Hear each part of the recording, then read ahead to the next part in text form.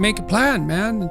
So when I was doing my clinical work, which I did a lot of career work with my clients, both at a beginner level, I would say, like really a beginner level, with people who had no employment whatsoever, no history of employment, who were undereducated and who lacked every skill you could possibly imagine. So these were people who were really in dire straits, up to people who were operating at the top of their profession, but who could still strategize forward. And so, for example, let's say you're at a dead end in your job. Okay, so I don't find my work meaningful. All right, so that's a problem statement. It's like, well, why not? I find the work I do repetitive and boring and without spirit.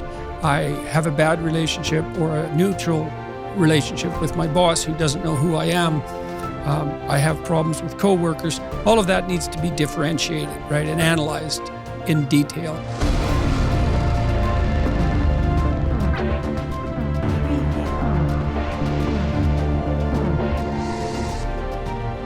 So we might say, for example, let's say you believe that you're undervalued at work, and maybe you are. What you need to do is you have something to say, and we would have to figure out what it is that you have to say. But it would be some variant of, I'm bringing more value to the table than I am being compensated for, and that's demoralizing me. And it's also not good for you being my boss, because if I'm actually more valuable than is being recognized, then the fact that you're not valuing me properly means that I will become demoralized, I won't work properly, and you won't get the best out of me. So it's bad for both of us. And if your boss is in principle not amenable to such a discussion, then what you should seriously consider doing is finding another job. Okay, so let's say we're going to set you up for this. Okay, this isn't like next week's enterprise, man. This is your life. So the first thing I would ask is, well, do you have your resume or CV in order? Well, I haven't typed it up for 3 years.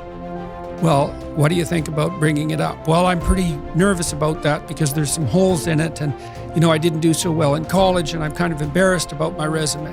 It's like, okay, bring it in. Let's go through it. Let's at least update it. Let's look where the holes are. Let's look at where the inadequacies are as far as you're concerned, right? This isn't my judgment, it's your judgment. Let's walk through those judgments and see if they're warranted, because maybe you're just too guilty and ashamed and self-conscious and anxious, and you're looking at your resume more critically than someone else would. And maybe there's some holes that you need to rectify. You were 2 courses away from your BA and you dropped out or something like that. Well, maybe we need 6 months to address that. And at least, even if you can't be fully educated, you could be taking some courses online. And so when you went to a new job interview and they said, what about this hole? You'd say, well, I came to terms with that 6 months ago, and in an effort to rectify it, I'm taking the following courses, and here's my plan for completion. That's a really good answer. And anyone with any sense who's interviewing will accept that as an indication that although you're not perfect, and who is, that you have a good plan and that you've thought it through. Like, that's the kind of answer that in all likelihood will cement your candidacy for the position. We're built to walk uphill. And when you reach the pinnacle of the hill, you want to stop and appreciate the vision, but the next thing you want is a higher hill in the distance, because it's the uphill climb that it's from the uphill climb that we derive our value. And I mean this technically. So almost all the positive emotion we feel, especially the emotion that fills us with enthusiasm, and that's to be filled with the Spirit of God, by the way, because that's what enthusiasm means. That's experienced in relationship to a goal. And so in some sense, and this is part of the religious enterprise, you want a goal that you can never attain, right? So you can always move closer to the goal that recedes as you move towards it. You think, well, that's frustrating. It's like Sisyphus pushing the rock uphill. But it's not, because as you pursue that goal, you put yourself together and your life does get better and richer and more abundant. And that's why the highest levels of virtue and goal are in some sense transcendent. You want them to be above everything you're doing so you can continually move towards something that's more sublime and better. That's what you are. You're here to live, not to sleep. And the problem with the vision of Mai Tais on the beach is that, well, first of all, that's a vision of drug-induced unconsciousness. Second, it's only going to work for about a week. Third, you're going to be a laughingstock in a month and depressed and aimless and goalless. You want a horizon of ever-expanding possibility. And so it does happen to people because they've staked their soul on the attainment of an instrumental goal. And it can be a pretty high order goal. It was in your case. But then you think, well, now I'm there. Now what? Well, the answer can't be, well, I'm going to live in the lap of luxury and never have to leave the face. What do you want to be? A giant infant with a gold bottle? You never have to do anything but lay in your back and suck. It's like, well, you see the problem with that as a conceptualization. It's no, you want to be like an active warrior moving uphill with your sword in hand. And that's dynamic, that's exciting. If you want to know something about yourself, sit on your bed one night and say to yourself, you got to mean this, like you got to be desperate. This is no game, this.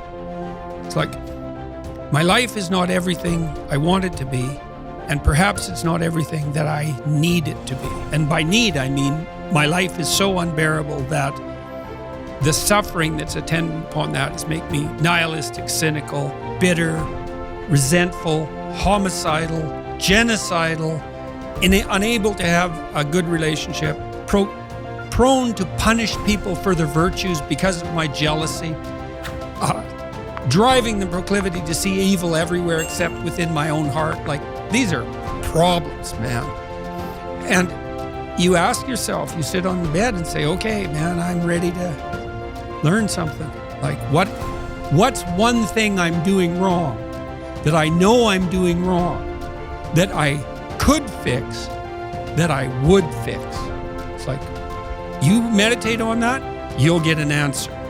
And it won't be one you want, but it'll be the necessary one. And it's often something that will point you to small things. So Carl Jung said, people in the modern world don't see God because they don't look low enough.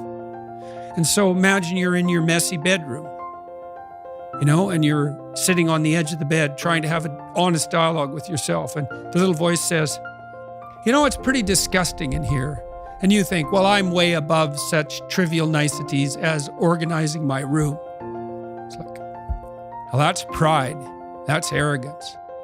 If you're above organizing what's actually yours, how in the world are you ever going to organize anything else? And so you get on your knees and you think, well, it's time to, take a brush to the toilet. And maybe that's where you start. And that works. That works. You start making those micro improvements, like real micro improvements, real on the ground, actual micro improvements to things that are wrong. You'll improve unbelievably rapidly.